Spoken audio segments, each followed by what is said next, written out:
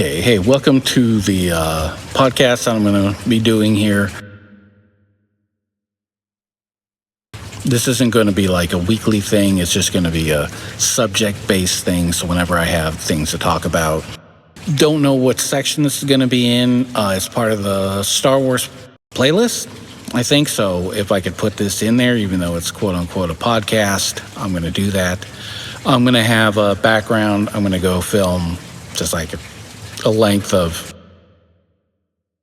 just going to put it like on a cliff or something and just watch the ocean for like an hour or however long, and then loop it as necessary. And that's going to be the video because it's going on YouTube, so I'm going to have video on it.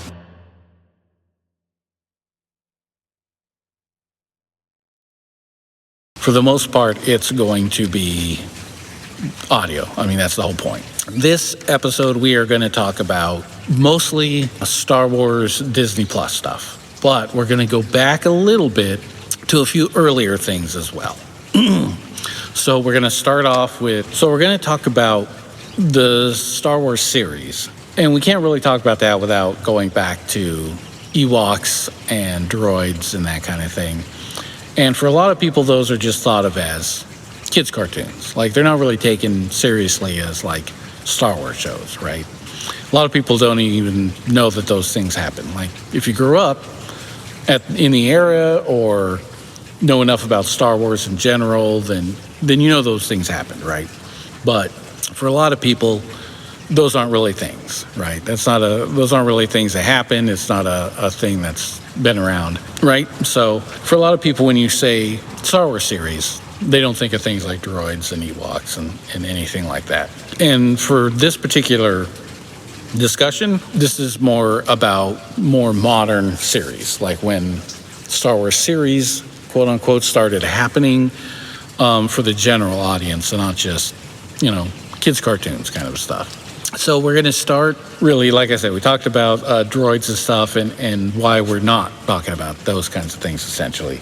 And now we're going to go to special editions come out, right? And the special editions kind of reinvigorate the whole Star Wars fandom again. And then we get the prequels, right? People are like now hungry for more Star Wars because we're getting new Star Wars now, right? This is new Star Wars. And so we don't want the wagon train to end because we're all enjoying it. We're all on the Star Wars bandwagon, right? Yay, Star Wars, it's all happening. It's great. Even though, we won't talk about how people viewed it kind of in the aftermath of it happening, right? We're talking about kind of being in the moment there. And so we get the Clone Wars, right? It's name dropped. And so people are obviously curious about the Clone Wars. So we get the Cell animation, the Clone Wars show. And it was like 3 to 5 minutes or something like that in length. And I think a series was like an hour. So we had, quote unquote, the season was like an hour. And so we get 2 seasons. I don't remember if the second one was a little bit longer, a little bit shorter than the first one. But I really enjoyed those. I would like to see us bring back Dirge, who I thought was a great character that just kind of got dropped and never picked up again from that. I would also like to go back and watch them again. I'm fairly certain they're not on Disney Plus. I think it's like a rights issue. And I believe that, you could purchase them on Amazon, but they were like extraordinarily expensive. But that was good. I really enjoyed that. I think it really kicked off the whole Star Wars can work on television thing. And then we got the CGI Clone Wars, right? The Dave Filoni one. And the concept was great. And we were sold on a sort of clone-centric series. They didn't say it wouldn't have Jedis in it, but it wasn't really about that. It was really about the clones, right? Developing their personalities. And I believe the point was, in Star Trek, you have the red shirts, right? Everybody knows what the red shirts are, especially if you say in the context of a series. I say everybody, obviously. It's not everybody, right? But you know what I mean. In the zeitgeist, most people are going to understand when you're talking about the red shirts, right? Same thing with Stormtroopers or Stormtrooper AIM, right? Everybody knows that. It's a thing. So what they wanted was to elevate the clones to not just be dumb second cousin twice removed from a stormtrooper. They wanted him to be more memorable. They wanted people to see them as actual characters and not just, oh, they're just, the proto-stormtroopers. Nobody cares. It's all about the stormtroopers, right? So I think that was one of the gists of the concept behind why you would do something like the Clone Wars and really focus on the clones, right? I mean, it's a good idea. But then we got a lot of Jedi in there, which was a little bit off of the concept, but they realized, hey, Jedi sell as far as getting, butts and seats and eyes on the screen, right? So not a dumb decision to make. But it was a little bit off of the really not being that brave, you know what I mean? With the whole, we're going to do this totally off the wall, you'd think it wouldn't work, but we're going to make it work concept. Instead, we're going to go with the tried and true, which is fine. I mean, we all enjoyed Clone Wars, right? But I remember when that first Revenge of the Sith came out, we're like, this is it. This is the last Star Wars movie. Lucas is saying he's got like sequel in mind and these kinds of things, but he's not interested in doing them. He may never be interested in doing them. This is most likely the last you will see of Star Wars, right? And especially in the movie theater. And then they announced the Clone Wars movie, which was the first few episodes of the Clone Wars series that we had heard was being developed. We're like, oh, hey, it's Star Wars and it's going to be in theaters. This is going to be a thing. We got to go out and we got to see this thing, right? So we all go out and we all see Clone Wars movie, which was, a bit disappointing, to be honest.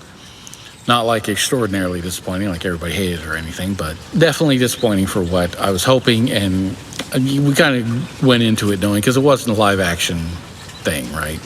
Not all the actors were even coming back to do the voices, which seems like a lack of dedication on their part for this project, right? I'm not saying that's what it was. I'm not saying that's how it should be looked at. I'm saying from the fans' point of view, when we're hearing about it, it sounds like, oh, they didn't even get all the, well, you guys don't even really care about it that much, do you? It's just kind of like a cash grabby thing. So, we went in with that kind of expectation. We got Sky Guy and Snips and that whole 12-year-old, back and forth. He touched me, will he touch me first kind of a interact. So then that continued into the series. We're like, okay, whatever, that's fine, I guess. And they did develop the clones a little bit, but even that was very surfacey, right? You're the technical one, you're the nerd, you're the strong, and they didn't give a lot of personality to them. They just made each one a personality, right? It's not terrible or anything. It's just, it doesn't, it's not all that memorable. It doesn't make for necessarily great storytelling or great characters or great character arcs. So, but it is what it is, right? So we got that and that was fine. But then they started developing it more and realizing, hey, I think around the second season into the third is when it really started to shift. We started to get the Night Sisters, Savage Opress, Darth Maul. We started bringing a lot more of the lore and not just focusing on the troops, which this still could have been great, but I don't think they had a lot of what they wanted to tell about the troops themselves as much as they just wanted to tell missions about the troops. And I think that's about as far as they really got. And when they realized they didn't really develop characters anybody gave a crap about, because they didn't really develop their characters, that they realized that sticking to some of the tried and true, as I said. So then, with the Clone Wars, we came back and finally did a last season to try to wrap it up. We didn't really do a lot of wrapping up in it. We did some. I'm not saying we didn't do any, but a lot of it was just, let's have a side adventure for Ahsoka, which is fine. I think it was a waste of a last season to do some of that. Not all of it. Some of it was fine. It's not that I didn't want to know anything about what happened. It's just there was so much to wrap up. So many things we really could have explored and really been because this is the definitive end of what we're telling here and the way that we tell this, that there could have been so much more to have done, that just concentrating on Ahsoka and her three friends or whatever it was just, I thought, a bit of a waste. And it's not because I didn't want to hear about Ahsoka and her stories, but they really should have just been an Ahsoka series, animated one, that talked about that. And the end of the Clone Wars should have wrapped up a lot of other things. I think her story included, but a lot less, let's just hang out with her and her buddies, and more just, let's kind of get to the end of the story that we're telling in that particular moment and wrap up some other stuff. It wasn't bad, though, at all. It was, I enjoyed it. It just wasn't what I wanted. I do remember going to Star Wars Celebration and seeing the panel. I remember they showed us a trailer, and I remember watching the trailer, and there's this moment where I believe she jumps up onto a platform. I mean, it's a level. It's not just like a little square platform, but she jumps up onto the ground up there from a lower level or whatever. And there's this explosion in the background. I think she's doing like a superhero landing or something with her like swords out. And I thought, wow, that would make an awesome poster. If they had a moment in this entire trailer to make a poster, that would be it. Then on our way out, that's the poster.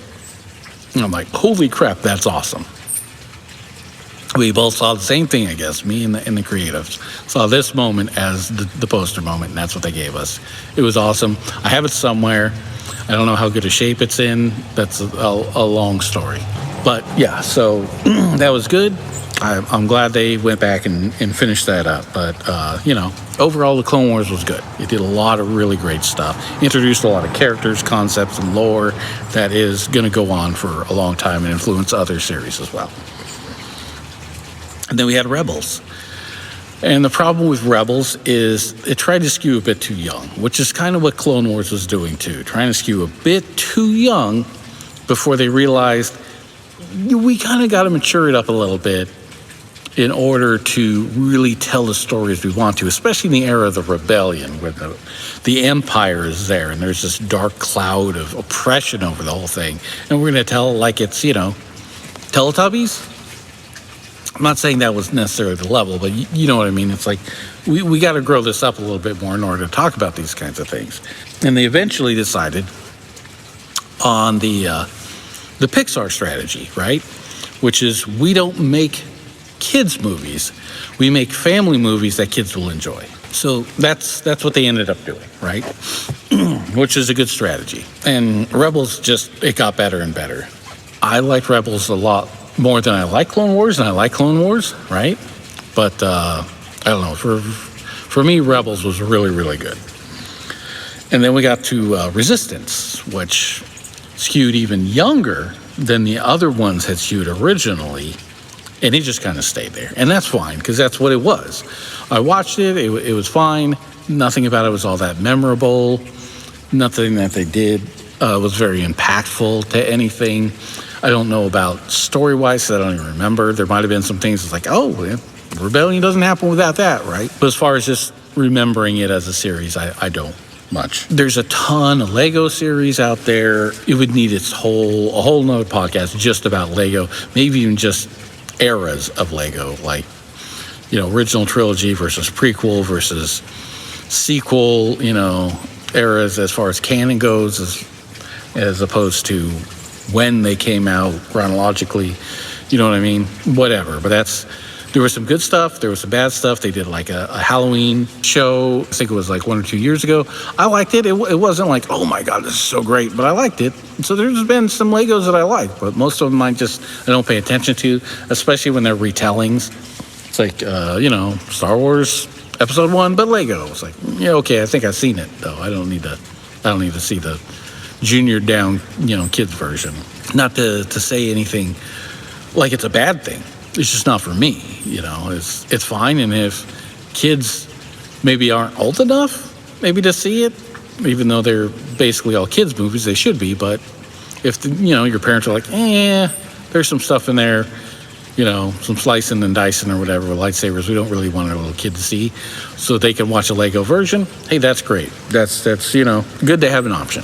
So then we moved to the Renaissance, right? The real Star Wars on TV moment, the one that everybody was waiting for. Live action Star Wars on TV. I know Star Wars on TV is Star Wars on TV, right? Technically, it exists.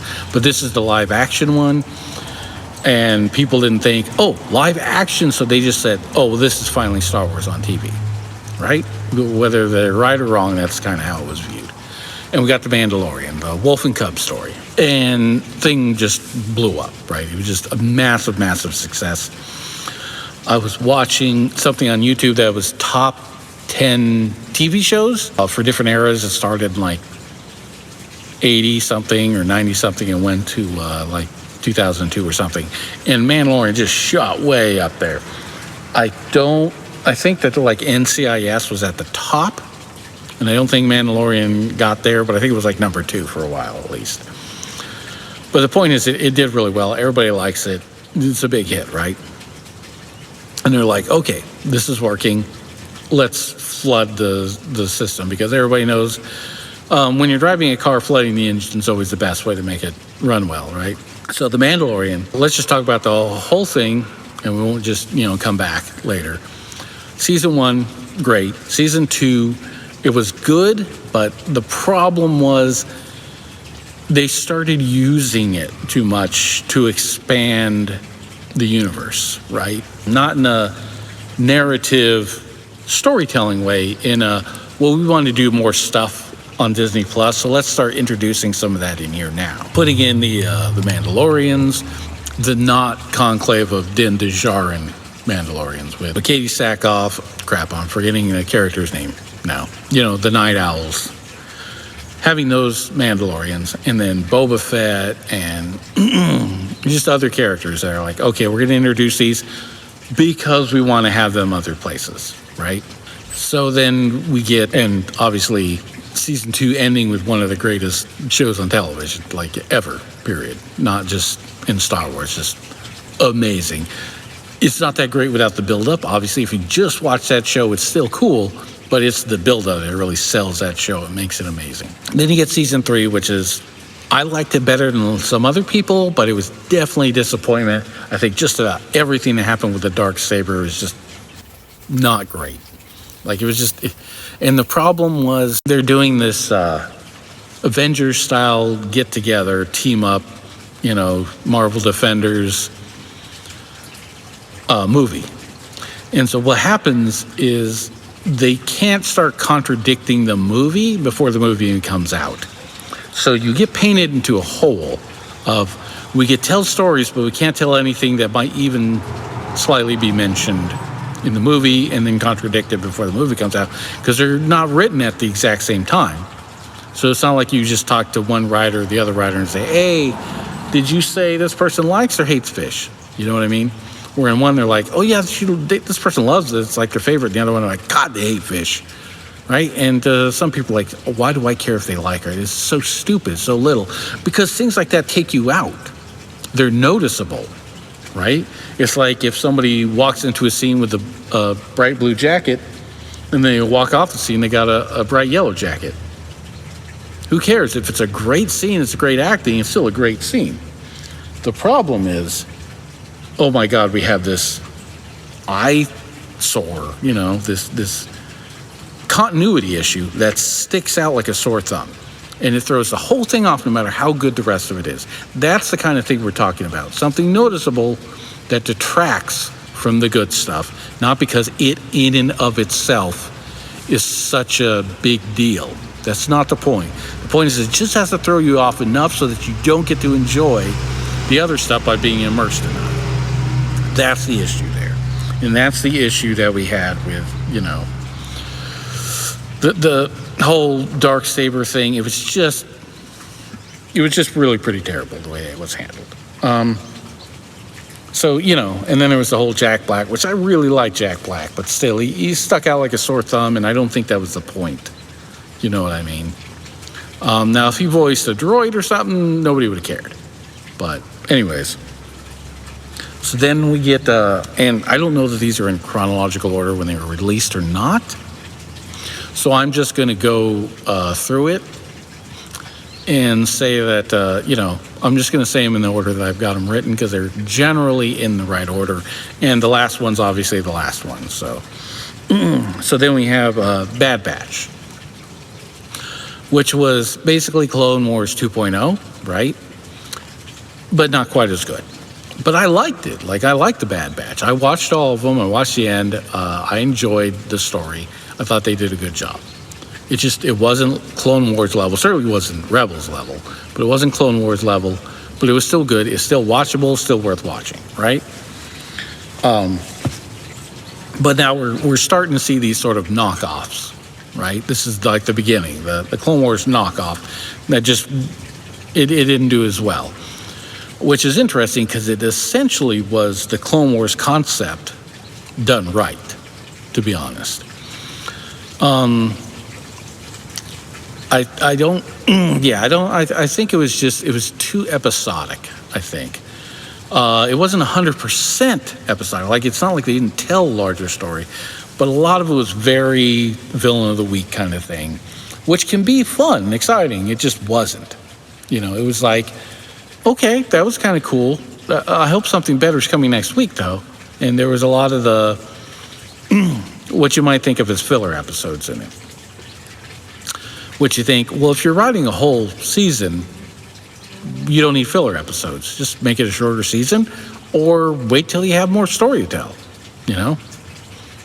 Anyways, so Bad Batch. It was good. I liked it, but a bit of a step down from what the Clone Wars, that it was kind of a reiteration of in a way. And then we got the Book of Boba Fett, and OMG, that was just like, we all know the problem is that they were developing a Boba Fett movie, and that movie I think at one point became a series, but then they pivoted from that, and then we got the Mandalorian, who became not Boba Fett, which is fine. I think the Mandalorian is told better with it not being Boba Fett, honestly. I think if it actually was Boba Fett, it wouldn't have been it still would have been good. Don't get me wrong. It still would have been good. It wouldn't have been as good as with Boba Fett. And I think it would have taken away from Boba Fett for it to be Boba Fett. The problem was now we want to tell the story of Boba Fett because Boba Fett's a popular character. Mandalorians are obviously popular, right? Because Mandalorian's a big hit. So now we need to tell this story, only we need to tell a Boba Fett story with another Mandalorian, but we got to make it way different. And it's like, but Boba Fett's story is the Mandalorian story, essentially, so now you got to give Boba Fett a story that really has nothing to do with him and is going to be out of character. Yeah, well, whatever. It's a Disney Plus thing, and we need something. So Boba Fett really kind of missed the mark. A lot of it because the Mandalorian was supposed to be the Boba Fett story, and then they needed IP, and they had a recognizable character and a recognizable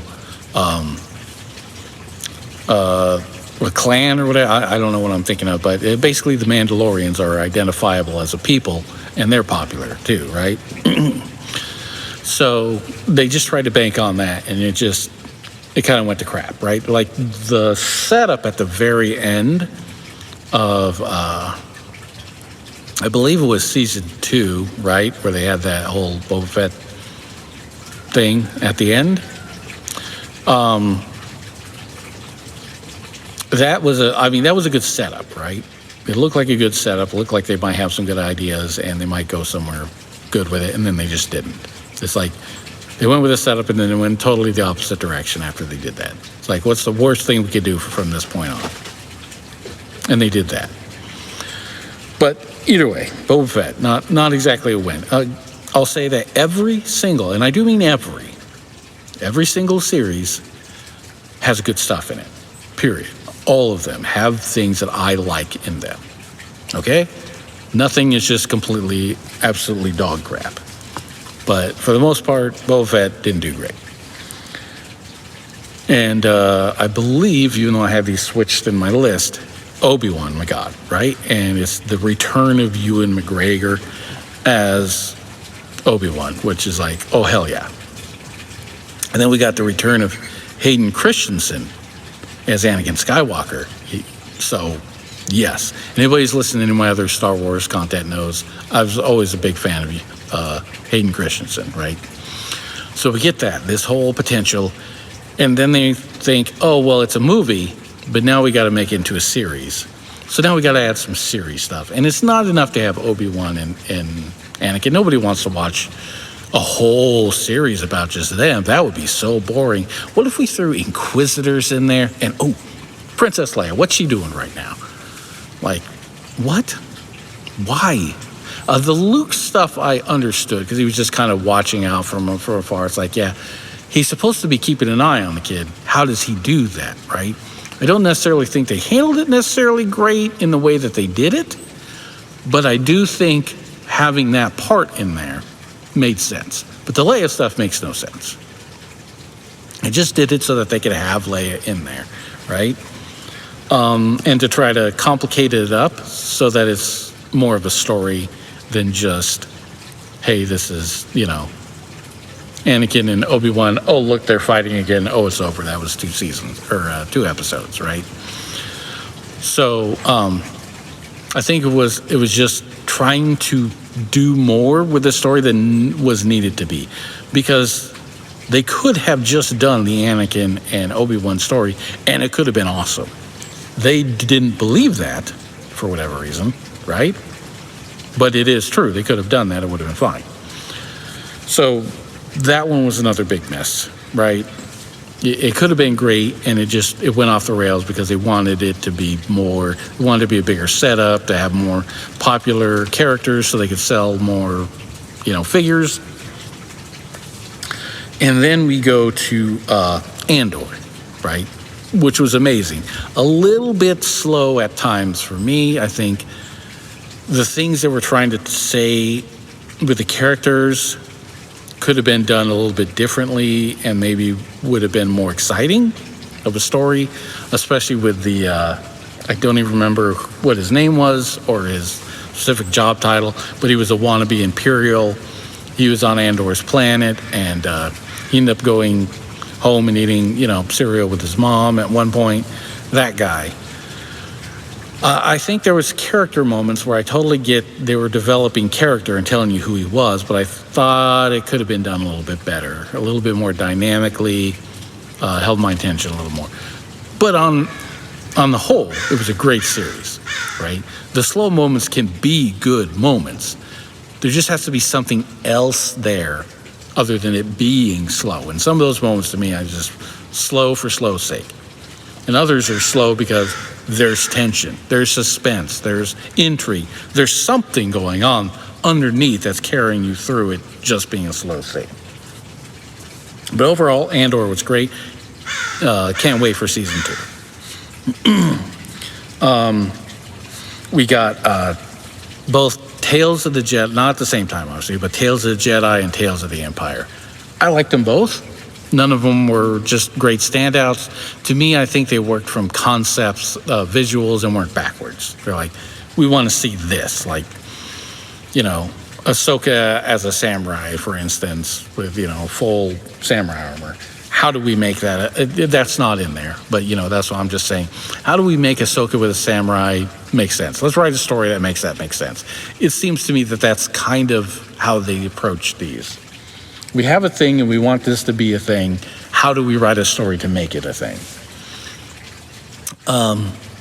So they were fine. They were good. And then there was Visions, which at this point, I think, is really when we start to see... Now, when Disney first acquired Star Wars, they said that it was going to be all the same canon. Everything. Comics, books, everything was the exact same canon level, right? And then at some point, and I don't know if this was officially said by Lucasfilm or it's just understood, things are not all same canon anymore, right? And I think Visions is a great example of not necessarily canon breaking either, right? You got a little bit of one, a little bit of the other mixed in there. Which one it is to you is up to you, really. But it was still great. I really enjoyed it. I enjoyed the different look at it through the Japanese animation with the Japanese animation studios.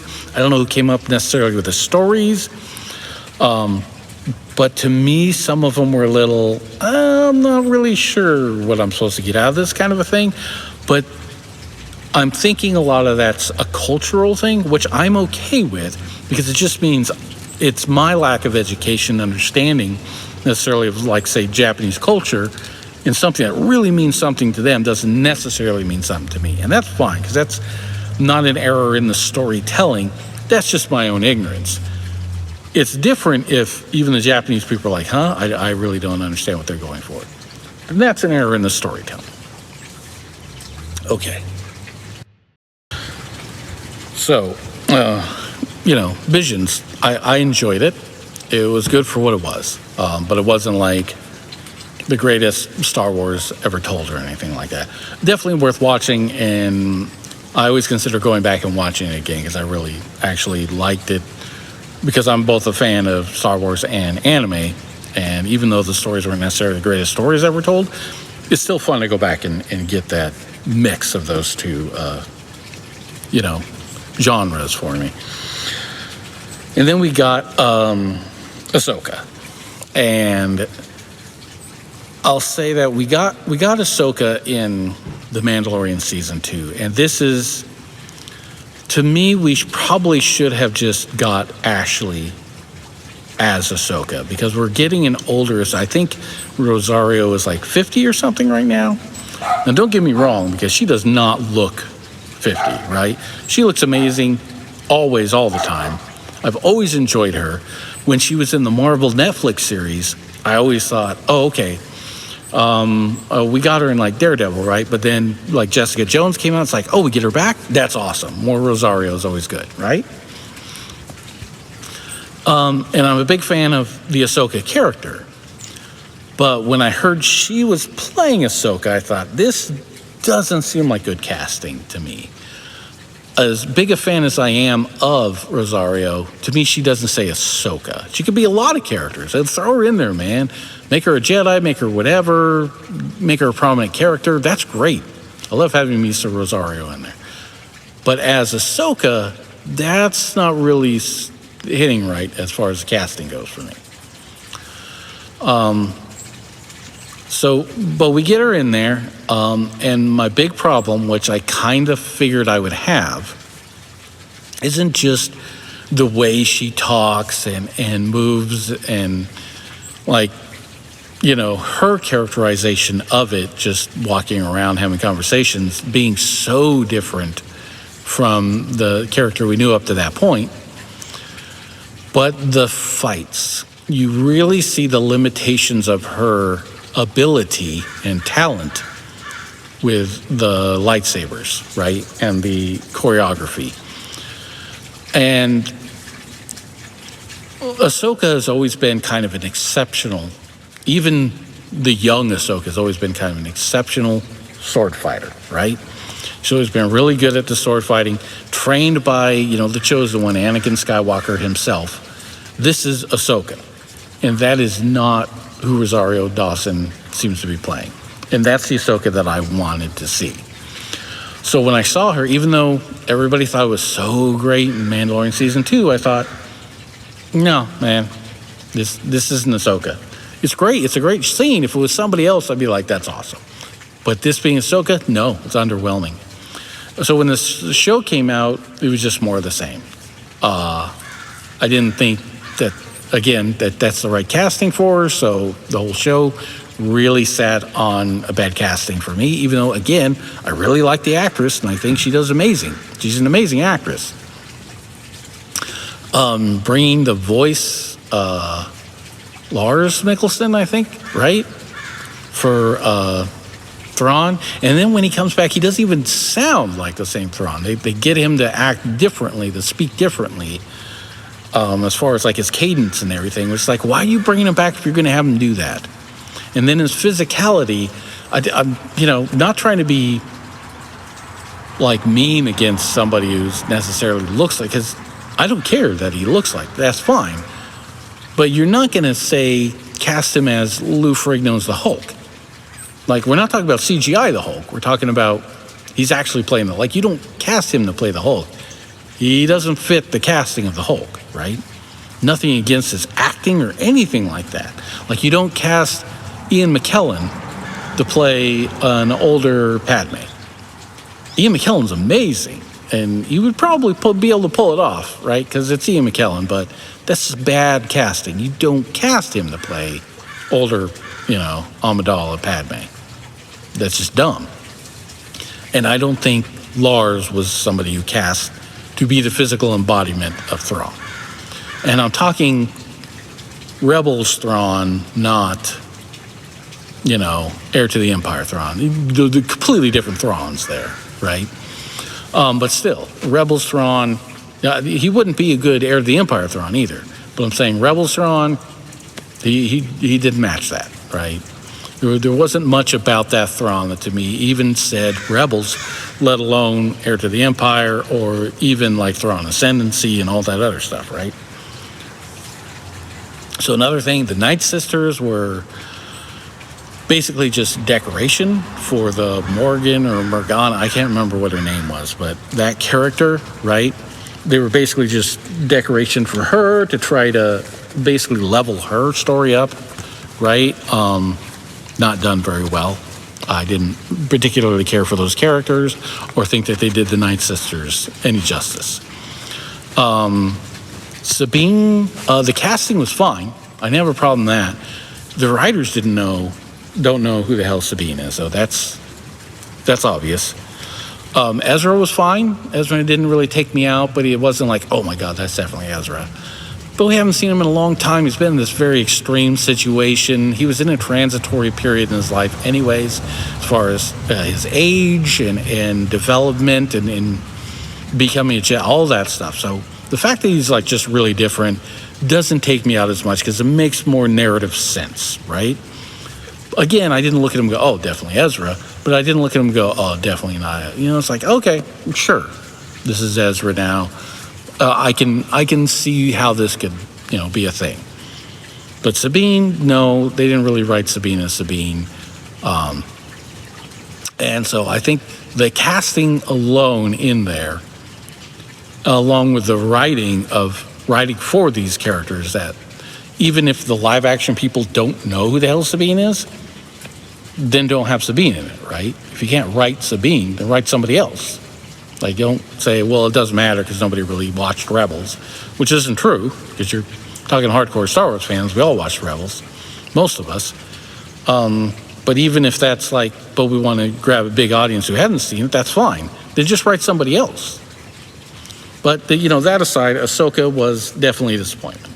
It wasn't like a dumpster fire or anything, but it was a disappointment. And that moves us into, of course, the actual dumpster fire. Again, even this series has stuff I liked in it, but still, The Acolyte, and just OMG, right? Like, I don't know what the hell's going on here. This is, wow. So, we start off with the concept of The Acolyte, which when you go back, Dark Jedi, they had apprentices, right? If you were the, learner for a Dark Jedi, you were an apprentice. If you were the learner for a Sith, you were either an apprentice or you were an acolyte. Now that evolved after a while in more storytelling. And then the acolytes actually became more of the community of Sith and less the warriors of the Sith, which are the ones we're more familiar with, right? Tyrannus and Maul and all those were Sith warriors, essentially. And, when you have, like, say, the Spartans, right? They were all the warriors. They're the famous scene of Leonidas talking to the other Greek. I can't remember the guy's name. And he's like, I brought all these people I thought you guys would match. And he's like, what are you? You're like a, potter and a blacksmith. And he's asking them, he's like, what do you do? And they're like, give that raw kind of the ooh-ah or whatever it was that they did, because they're all warriors. This is literally what they trained for. They're not blacksmiths and stuff. He's like, see, I brought more warriors than you did. But the Spartans didn't live off of sword. Like, they didn't take a chunk out of their pommel when they got hungry. They needed farmers and stuff, and obviously there was trade, for sure. But they also had craftsmen, and they had people probably making those swords there in Sparta. There was a community that supported them who were also Spartans. It's not like, oh, well, you guys aren't real Spartans, only the warriors. No, they're all Spartans. They're just not all warriors. And to me, that was the acolytes. They were the community that kind of supported the warriors of the Sith. But they were all Sith, right? They were just Sith acolytes because they were members of the community and followers of the quote-unquote faith, if you will. So to me, you can go with any of these things, and that could be an interesting show. And it is... Sorry, I did this whole show like 1.5 times already, and it's taking a bit of a strain because I'm not used to talking for this length of time. Because it's been a while since I stopped doing my actual podcast that I had before. Anyway, so it's called The Acolyte, not The Acolytes, not The Acolyte, would-be acolyte or will be, or you know what I mean? So we're thinking, oh, this is one dark character, and we're going to follow them. This is going to be their story, right? Man, woman, we didn't care. It was just, this is the acolyte. Oh, that's awesome. And then you learn more about it. You see the trailer, and like, no, what I was thinking, but okay, it could still be okay, right? And then the series happens, and we get the chanting lady sisters, and you're like, we really have the Night Sisters, and they're awesome. So it's not like a group of not Jedi people who are just strictly women couldn't be cool, because they absolutely could. But these ones are not. And then we have these weird twins, and then we're going with virgins. And it's like, how can we pick all the keywords that make our thing cool just by like it being a TikTok where, hashtag virgins, hashtag chosen one, hashtag midi-chlorians, but we're going to call them M count, right? Like, how can we do that? How can we make this the TikTok of Star Wars? And it's like, holy crap, what? Wait, what? And then the Jedi are all like little whiny bitches, except for Carrie-Anne Moss, who's, there for one episode, and not even the whole episode, right? And it's like, what is happening here? I don't understand. What just happened? But when she died off real quick, I thought, okay, oh, by the way, I try not to do spoilers for the rest, mostly because they weren't really necessary. There's going to be spoilers for the Acolyte, all right? So when she dies off, like pretty much right away, which isn't much of a spoiler because it happens almost right away, with this Sith that's not even like an Acolyte really yet, right? She's not even really training yet. She's killing a Master Jedi because a Master Jedi got distracted for half a second. Jesus. Anyways, so it did make sense to me in that, oh, well, of course you got Carrie-Anne Moss. She doesn't have to be in the whole series. Like, she's a busy woman. She's doing stuff. I can't just be in like 15 series, but you want me in it for like an episode? Sure, I could do that. Like, you know what I mean? And it's Star Wars. She probably was like excited about it being Star Wars. So it made sense to me. Now, they brought her back later for a couple other things, which I suspect all of her stuff was done in about a week and a half, right? Like, Carrie-Anne Moss is busy, like I said. So it made sense that she was gone just because of who she was, right? It would have been great to have her throughout the whole thing. They couldn't have told their story if they did, though. That's the problem. Because she's not as dumb as they needed people to be for the story to work out the way they wrote it. The story would be kind of over in a couple episodes, and it would have turned out way different, right? I'm not even necessarily saying, oh, everything would have been great and figured out and happily ever after kind of. I'm just saying it would have been a lot different. Like, we would have had a definite, yeah, this is finished and this is the way Jedis do things and now it's done in like a couple episodes, maybe 3. Again, sometimes you have that leeway of things coming in, even with seasoned veterans that, you got to figure out, right? But for the most part, 2 or 3 episodes with her character in there doing her thing, and it's done.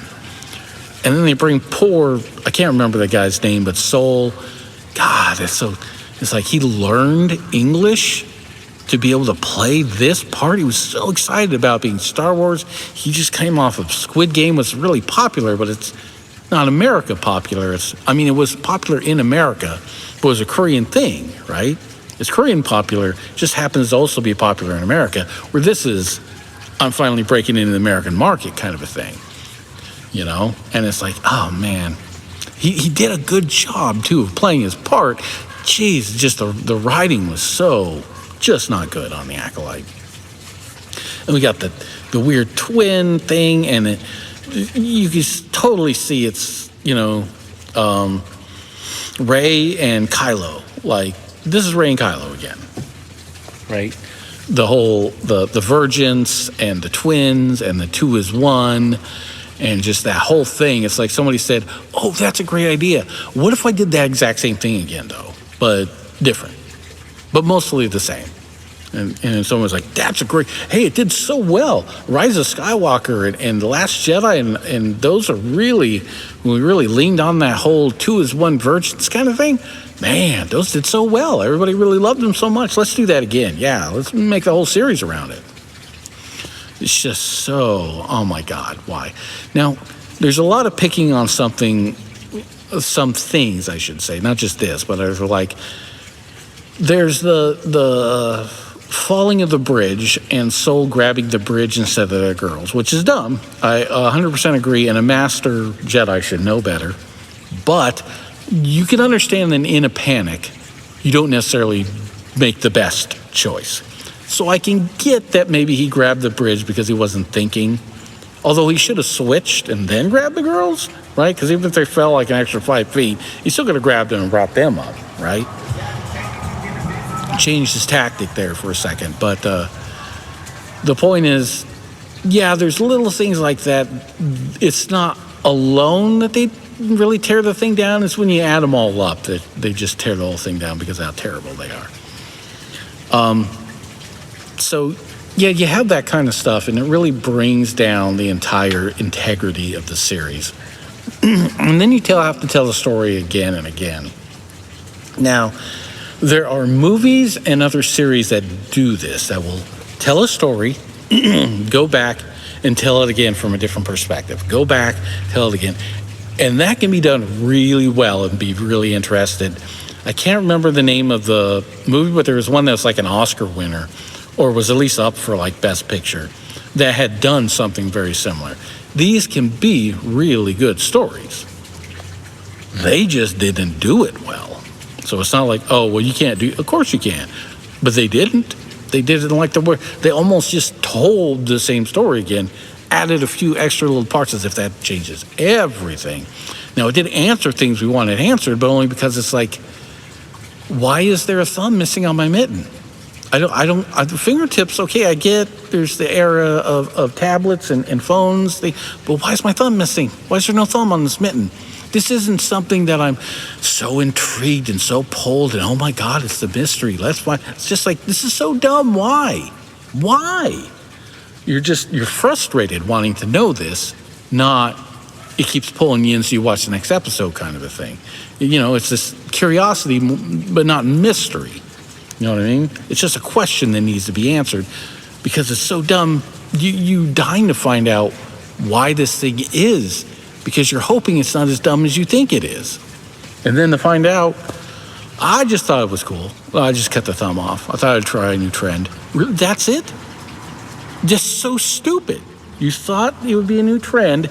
You have no basis on it. You weren't following something else and being like, well, they did this, and so I kind of thought this was I cut the thumb off. I thought it'd be cool.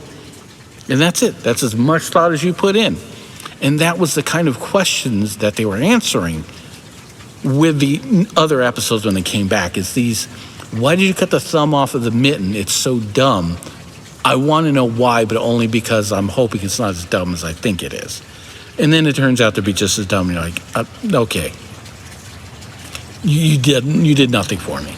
You gave me the answers, but it just made it not any better, knowing the answers than not knowing, So we have that kind of a thing going on with the Acolyte and the storytelling and what ends up happening. And there was so much potential if you just took certain elements out, twisted some elements a little bit, and then kind of recombined them.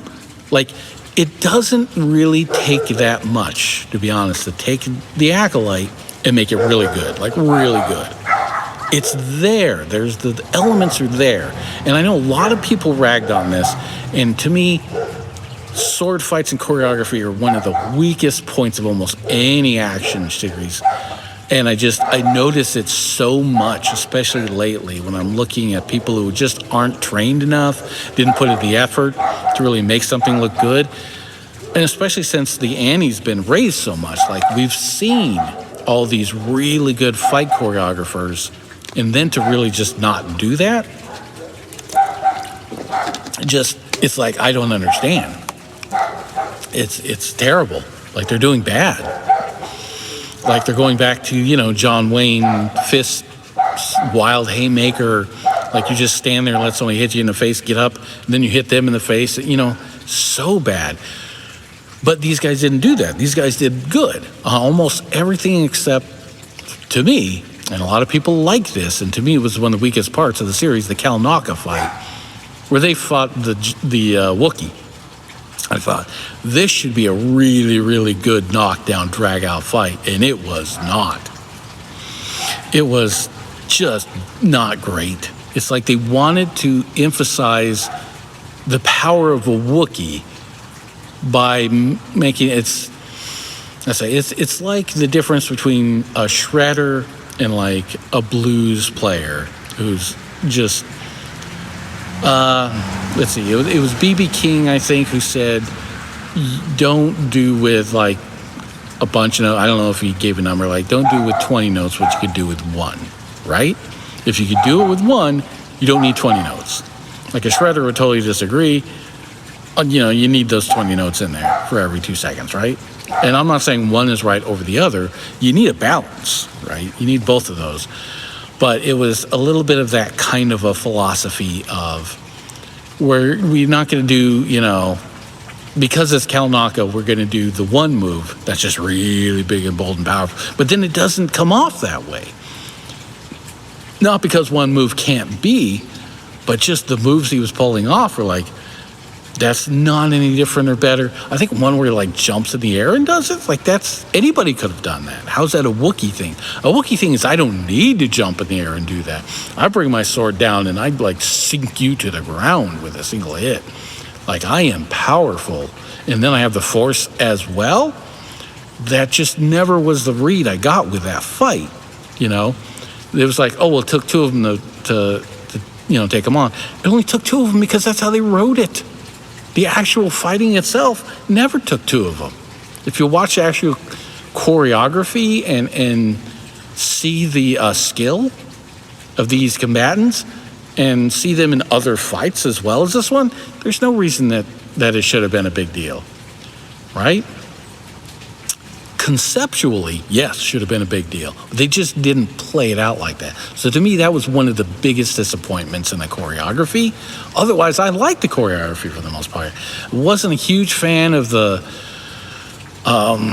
people say it's the Crouching Tiger, Hidden Dragon. I know there was a little bit of the floaty on the treetops with that, but to me, it's much more like House of a Thousand Daggers, kind of like. There was other movies that took that like way farther to an extreme than Crouching Tiger, Hidden Dragon did. And to me, that was much more the Soul and Smilo Ren fight, near the end, was much more that kind of thing. But there was still really good moments of it that I liked it.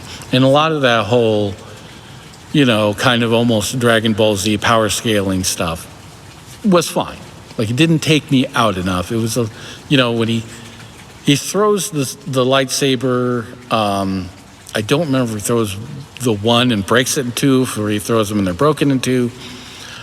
Either way, that was pretty cool, right? It wasn't executed the best, but it was still pretty cool. And when you do something like that, but then have it not really surprise all and just kind of brushes it off, it's like, well, then what was the point?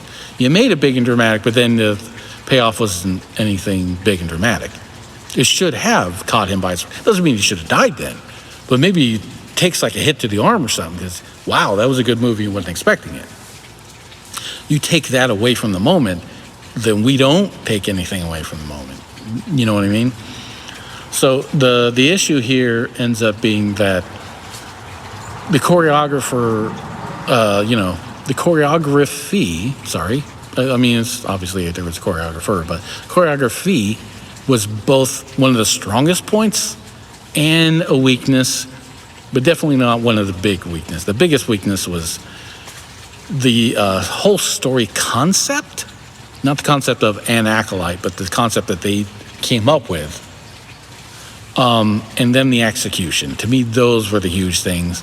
The characters themselves, the lady casting her wife, nepotism is just never a good color, period.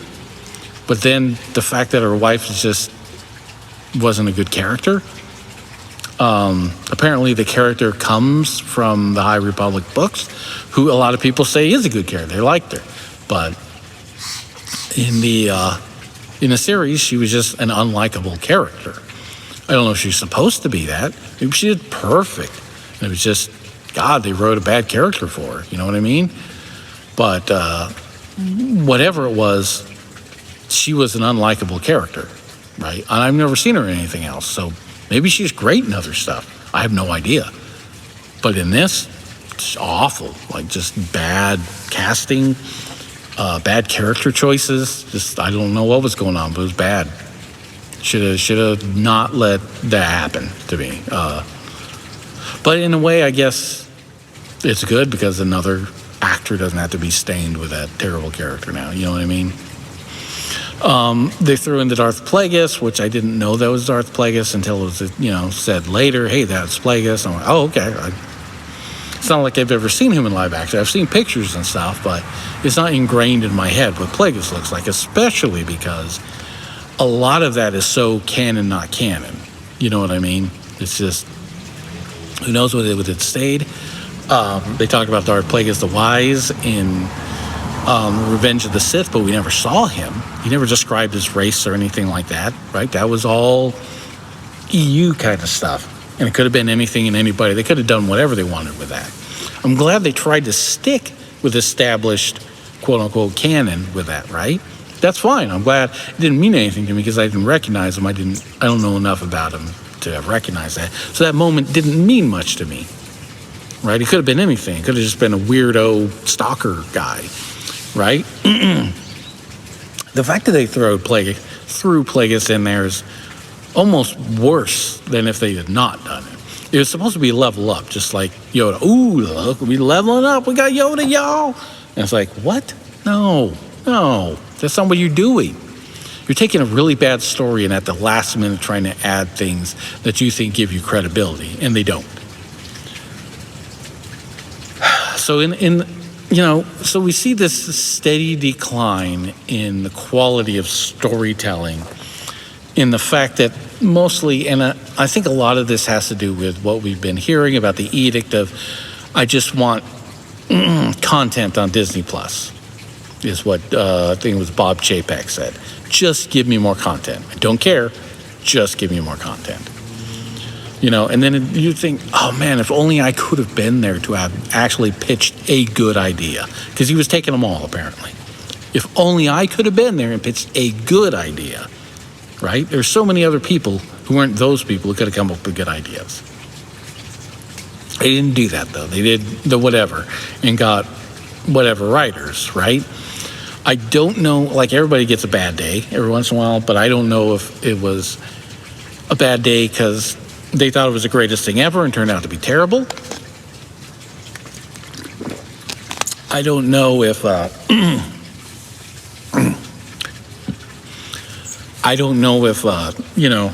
they just had a bad day at the office, if they thought this was the greatest thing ever and it was just a mess, who knew? Or if they're like, I couldn't give less of a crap, I'm getting a paycheck, I've got something more important to do. Or, oh my God, my wife just died and they want me to do this. I kind of am stuck because I have to do this. I have to make my rent and stuff, but I'm just not in the right place to do this. But they did it anyways. I mean, not that I wouldn't feel bad for that person, right? But they should have read it and go, okay, look, we gave you your, 10,000 for writing this or whatever, but we're going to go a different direction. And that's fine, I know they're like, well, we don't want to pay an extra $10,000. Now we got to hire another. Sorry, that's the business, dude. That's the business you're in. You can't do that. Then don't start the project, right?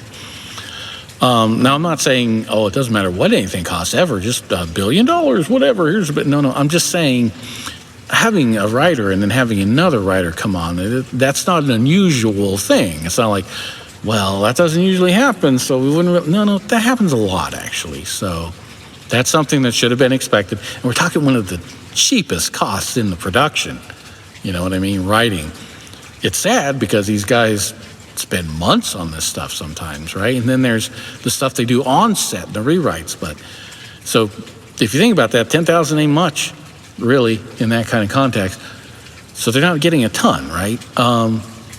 But that's such a small expense, even though it's 10,000 sounds like a lot of money to me. If you just gave me 10,000, oh my God, what I could do with it, right? But we're talking about this person having to pay their rent and take care of their kids and stuff for an extended amount of time on this one check that you've given them. That's it. They're not getting this monthly, right? So like I'm saying, it sounds like a lot of money, but it's not much for the production, and it's one of the cheapest things that they'll be doing on the production. So if they needed another writer to come in, I say, hey, that's great. I'm glad you gave me that writer a chance. Maybe they came up with some good stuff, but there needs to be some more, right? This isn't all good. Let's tear out all the bad stuff, keep some of the good stuff, and work from there. Get another writer. Say, we really like this stuff. See if you can work with that. If not, whatever. Just give us something good, you know? So I think that there's, just a lot of balls dropped, I guess. There's really not a lot of point to keep going over every little detail of The Acolyte and why it failed, right? A lot of people have already spent a lot of time on this. And this isn't like a The Acolyte and how it failed episode. The whole point is that we got The Acolyte, and how did we get there? What was the trajectory? What's this whole Star Wars on TV lineage that's been happening, and that led us here, right? And of course, how do we get from here on? What's coming up? We got the movie, and I've really got no hope for the movie. I hope it's awesome, man, because we could use a win as Star Wars fans, for sure. They're talking about the Rey movie, and now it's happening or not happening. Now it might be a series. There's a lot of stuff on that. I don't want to see that. It could come out. It could be amazing. That would be awesome. But I'm not interested. I don't want to see it. I don't want it to happen. Going way into the past, not Acolyte in the past, but like Old Republic, that could be exciting. That could be very exciting. I wouldn't mind going Cade Skywalker into the future, right? A couple generations down, and say, okay, kind of blank slate there. We don't know what's going on. With a prequel, even way in the past, we have some idea what's happening, even if the specifics are like, could be just about anything, right? Especially depending on how far back. We don't know what the universe looked like back then. They say there's 1,000 years of peace in the Republic since it was created. What do you say, that there hasn't been a full-scale war since the founding of the Republic or whatever he said, right? It's something like that, but I'm not necessarily getting the words exactly right. But the point is, we go 25,000 years, all of a sudden, we have no idea what happened. The whole place could have blown up and been reformed and whatever, you know? It's just, we don't know. So just about anything we could do, but we do know that we get to a republic. We do, so it depends on where in that timeline you go. We can go far enough back that we can have basically a blank slate, but we do know that there's something that we're building towards, right? We build in a certain direction. Where the future, who the hell knows what's happening? This could be, the end of the Sith take over and everybody dies or something, We actually don't know. It'd be a really terrible story and nobody would really enjoy that. It could be a great story, but nobody really terrible, and then not a lot of people would enjoy it. Not a lot of people like downer endings, so, not exactly what you want. But still, it could be still really good. Who knows? But I think that's really what we need to look at going forward, but they're just not, because it's like in the Mines of Moria, right? They just keep delving deeper because they say that mithril is just right around the corner. It's just purer than the stuff we've been getting. We promise you, we just got to keep at it. We got to get through these pockets of pyrite and granites and limestone, we're going to get to some more mithril, we promise. And it's like, you're not. Stop it. Mine somewhere else. Just go somewhere else. It's not like you don't have a bunch of riches. It's not like, but we're poor people. No, you're rich. You got a ton of great stuff. Move to a different place and find other rich, great stuff somewhere else. Stop mining this spot. Now, that doesn't mean you can't ever come back, maybe send some researchers and find something good. But, you got to kind of just call it a quit. Anyways, we're gonna end this here.